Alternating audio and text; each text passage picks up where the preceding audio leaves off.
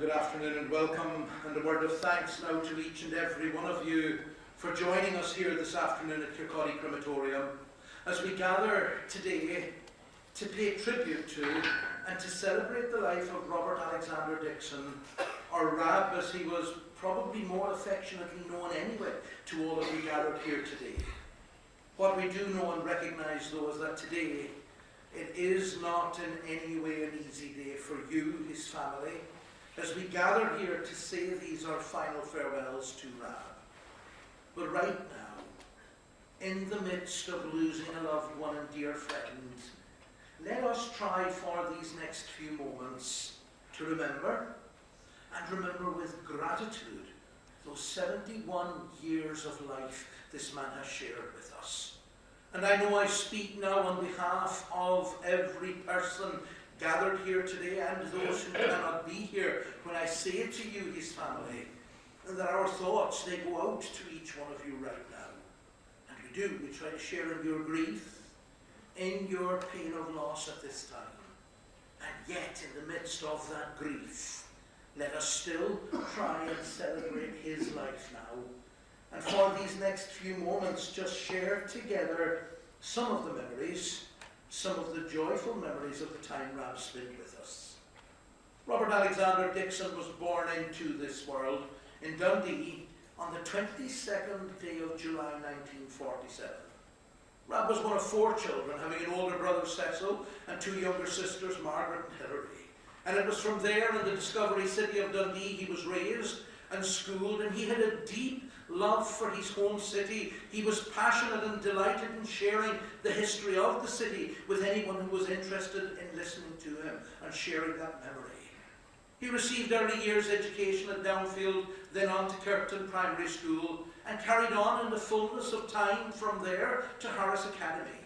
Rab was a good student. He took to learning like a duck to water, and he carried on then to Dundee College of Art, where he did a further 5 years of a degree. But for all that, Rab was an academic, and that he was, the studious type. He was also an unbelievably hands-on and practical man as well. His dad, for example, was a local butcher, and he broke his leg at one time, and he was out of commission for some 12 to 15 weeks. And Rab just walked into the family business. He got on with it, with all that was needing done, and he amazed everybody with his practical capabilities, considering how specialized that trade is. He was a mental, physical, and practical grafter, and nothing fazed him. Now, it was during those early years, early college years, that he also became president of the student council, and he was one of the main driving forces and instrumental in a lot of change there at that time, including getting the art department allocated the shower blocks, which were much needed in the department.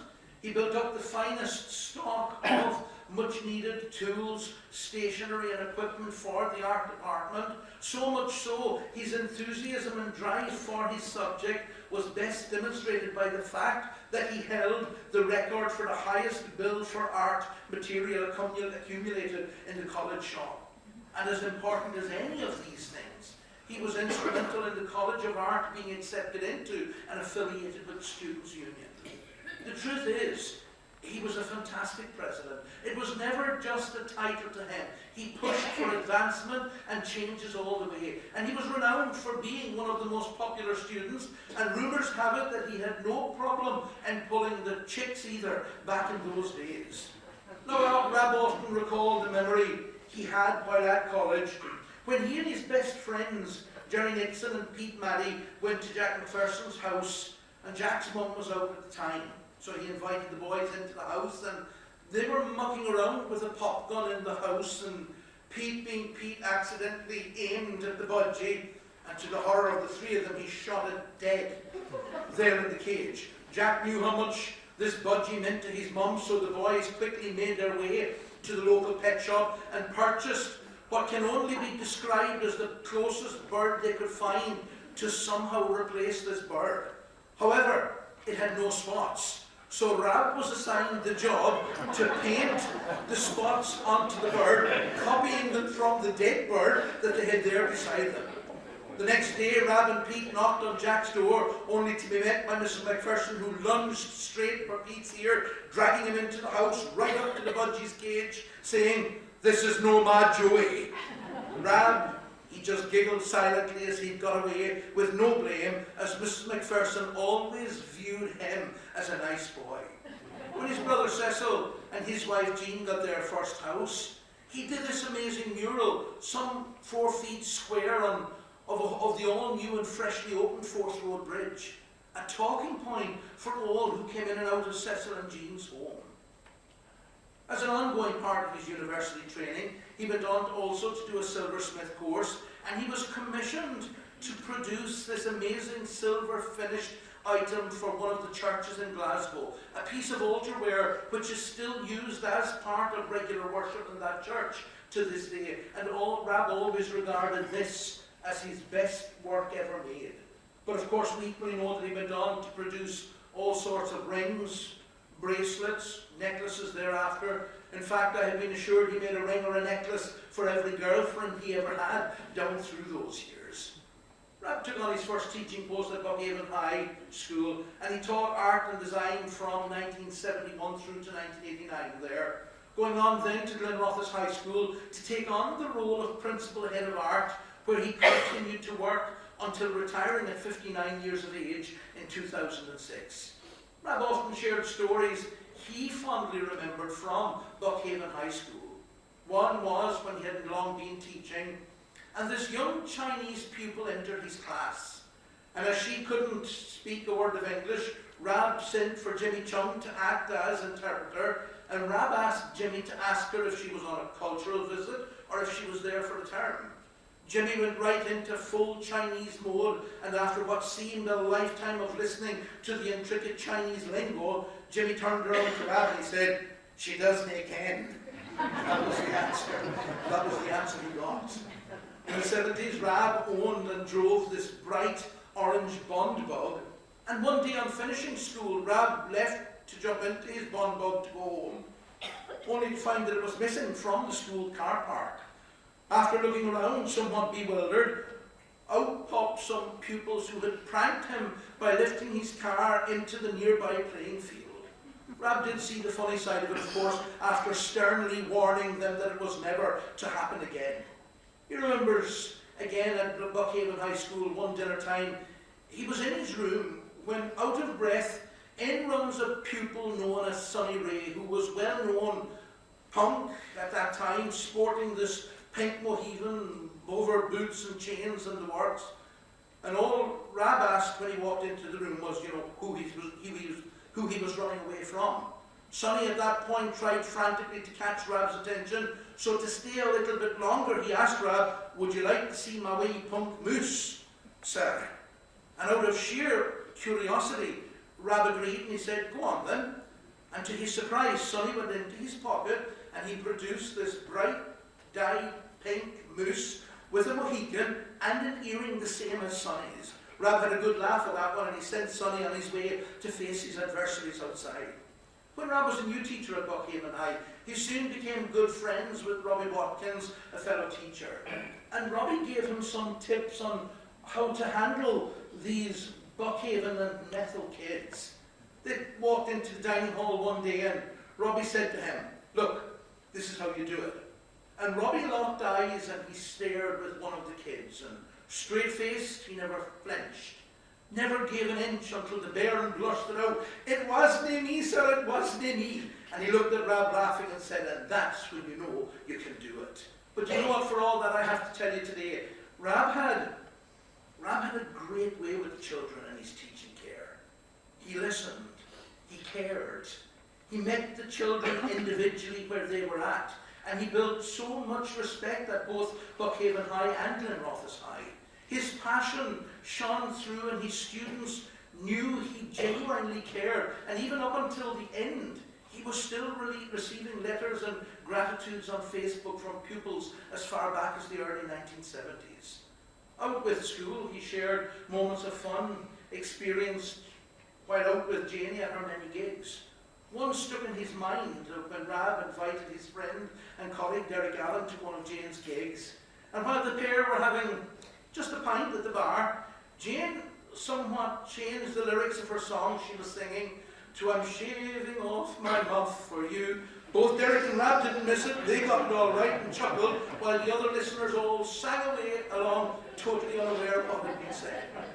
In the midst of all that, he was also a keen and proficient cyclist from a young age, going on to become a member of the Strathmore Cycling Club, and he thought absolutely nothing of heading off out and cycling 30, 40 plus miles at a time.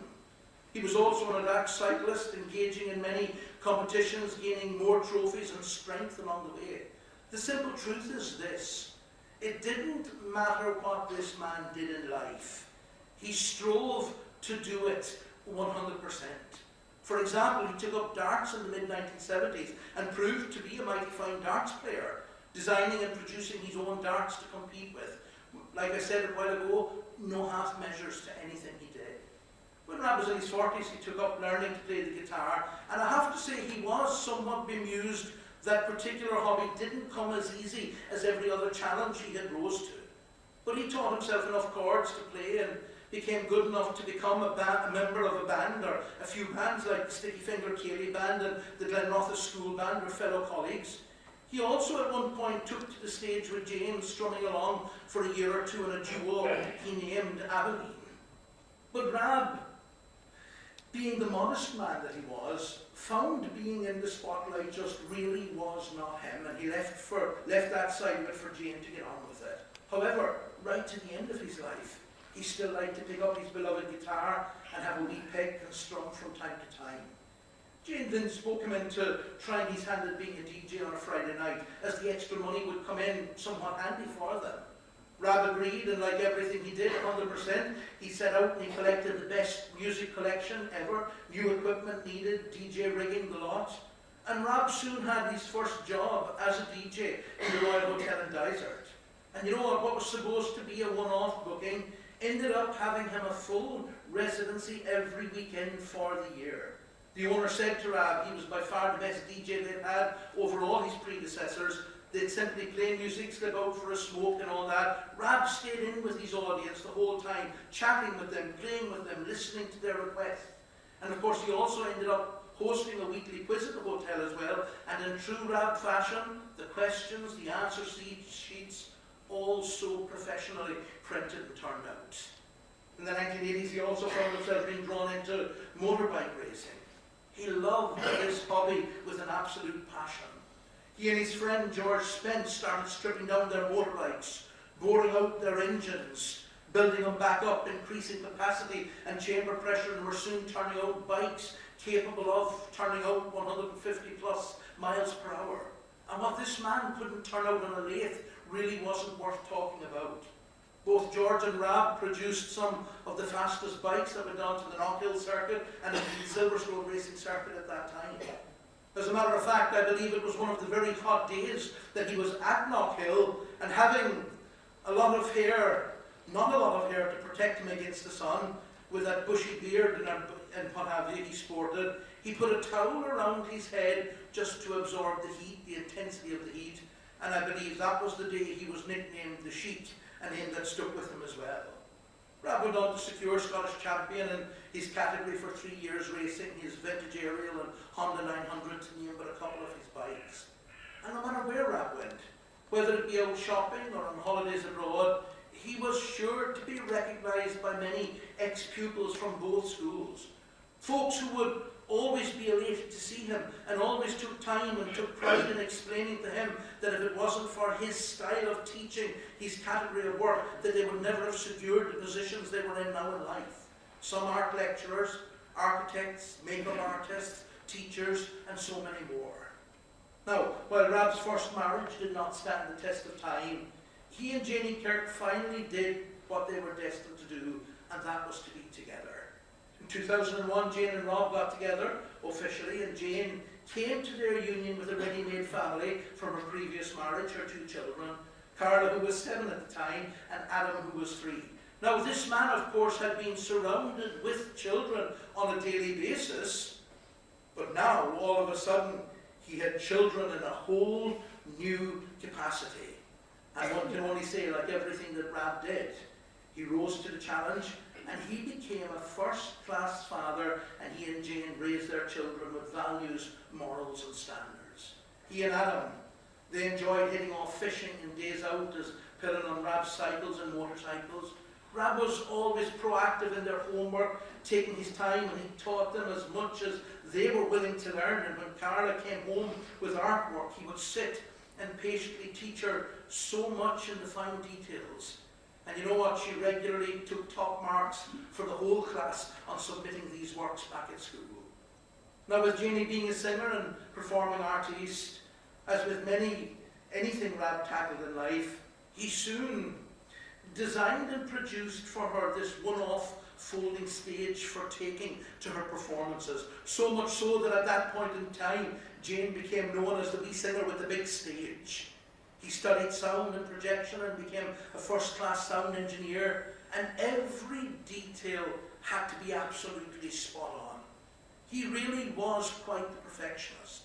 He also bought the proper equipment for producing quality live performance videos. Jane had her own booking agency where many singers and bands were booked throughout the country, and Rab took pride in designing and printing the posters, and he was also very much a key player in the running of the organisation.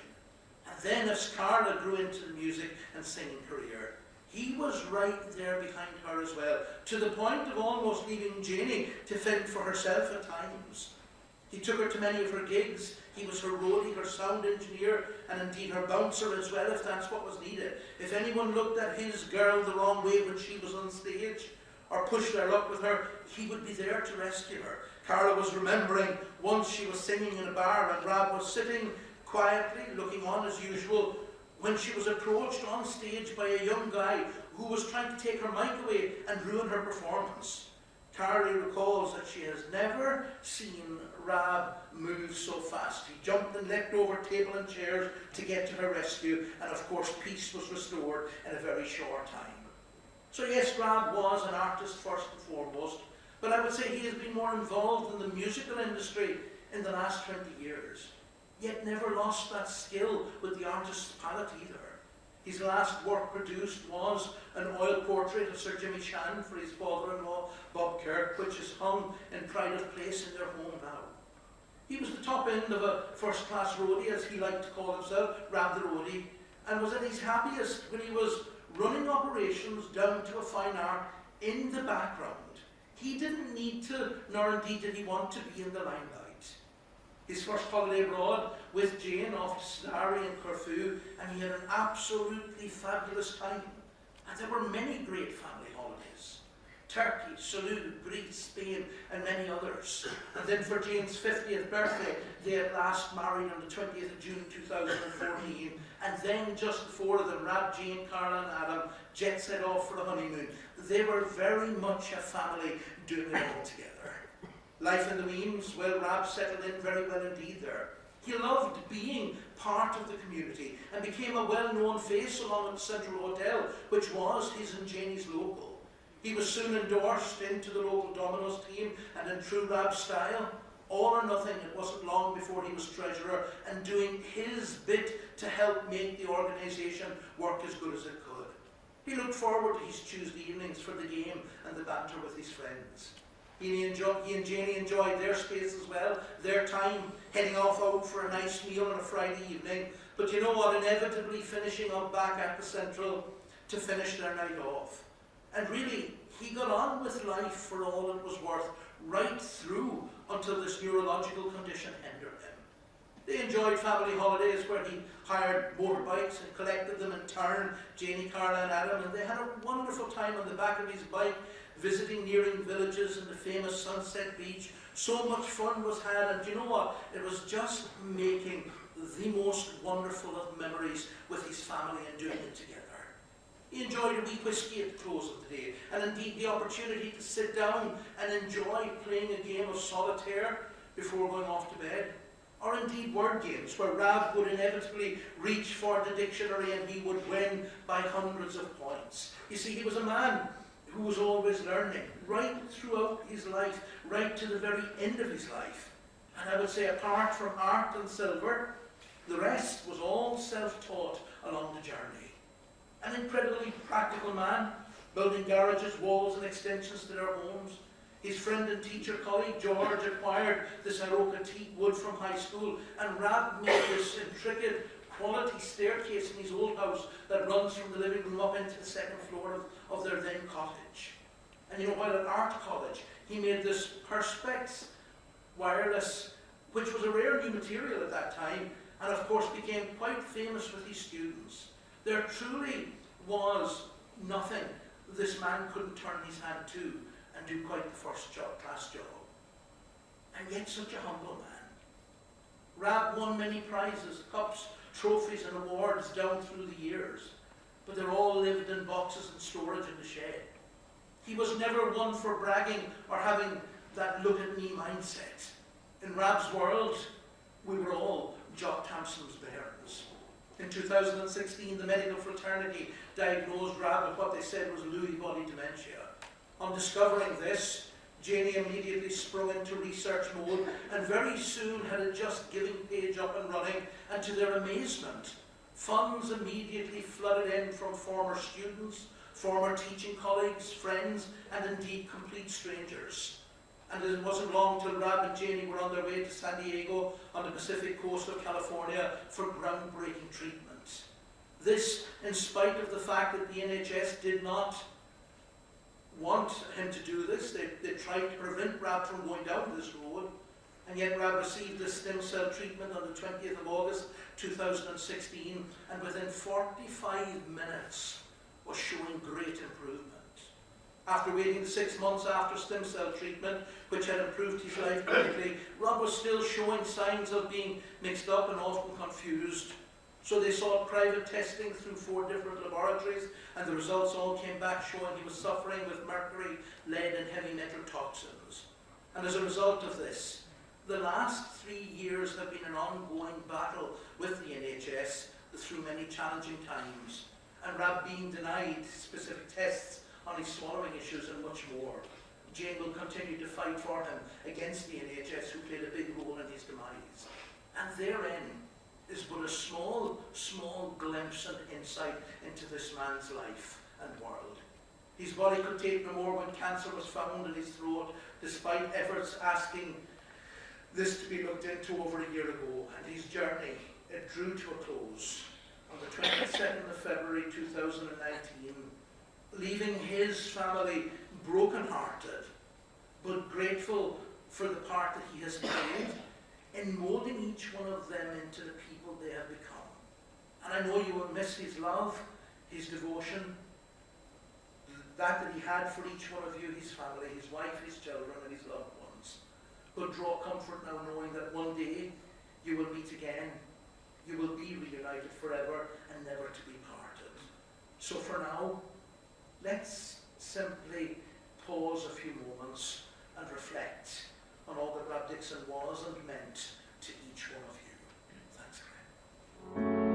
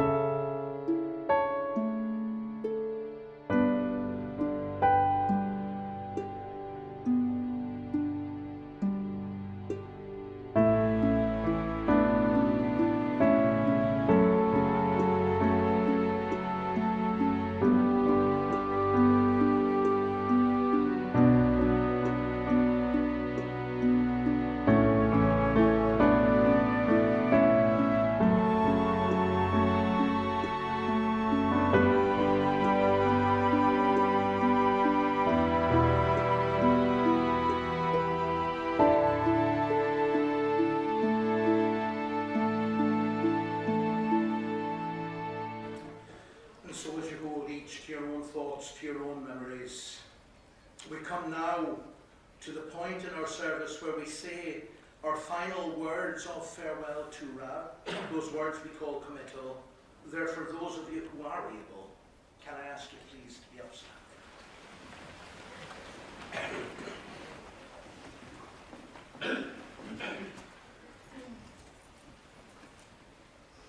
And so as we stand now in this, our final moment of farewell, this afternoon we would simply say, thank you, Rab. And we thank you for all the good times and for so many happy memories. We thank you for your years of hard work and for the many, many things that you have taught your family about life. We thank you for those quiet, yet fun-loving ways and your kindness. And we thank you most of all, Rab, for just being you. But we recognize now that you have filled your niche in this world, that you have accomplished your tasks, and that you leave this world and all who have known you richer, so much richer because of you. Robert Alexander Dickson, your life we now honour. Your departure we accept. Your memory we cherish. In grief at your death, but in gratitude for your life, we are truly grateful for the privilege of having shared this life with you. Rest now at the end of your days. Your work is done. Rest in the hearts and the minds of all whom you loved and of all who loved you. And those of us gathered here today to say farewell, if we can learn from this man's experience, if we can in some small way profit from his example, then perhaps each and every one of us can go out from this place and live better lives for having known this man, Robert Dickson.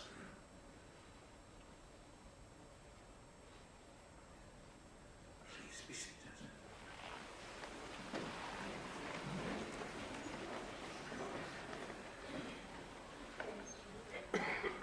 And so as we have spoken those our final words of farewell, we recognize that our time gathered in this building, it is now drawing to a close. But before we go on behalf of Rab's family, I want to thank each and every one of you for coming along and being here today, because your being here, your presence right now, it is a source of strength and encouragement and indeed a comfort to his family. They thank you today for the cards, the letters, the flowers, the phone calls, the emails, the texts, and whatever method or form or platform you have used to be in touch with them. They would want you to know that these are greatly appreciated. With a special thanks to Donald Hutchison and John Thompson in helping Janey in so many ways at this time, your every efforts have been greatly appreciated indeed. In but a couple of moments we will go from here, and you were invited then to join with the family at the Central and East Means for refreshments, for that opportunity to reminisce a while together, to smile, shed a tear, share a story, and just celebrate Rab's life a while longer with his family. Also, as you leave the service today, there will be an opportunity for you to make a donation, and that will go towards the ongoing work of the cognition, the Bredesen protocol in reversing dementia, if you so desire to give to that worthy cause in memory of Rab. And so with that, our service celebrating the life of Robert Alexander Dickson, it has now come to an end. So go out from this place, each one of you. Go with warmth in your hearts. And in spite of the soreness, go with smiles on your faces as you remember all that Rab was and meant to each one of you. And more than anything else, go from this place now with a gratitude for the privilege that has been yours to have known, to have loved, and to have shared this life with Robert Alexander Dickson. Ladies and gentlemen, I thank you again for your attendance. Go now and go in peace.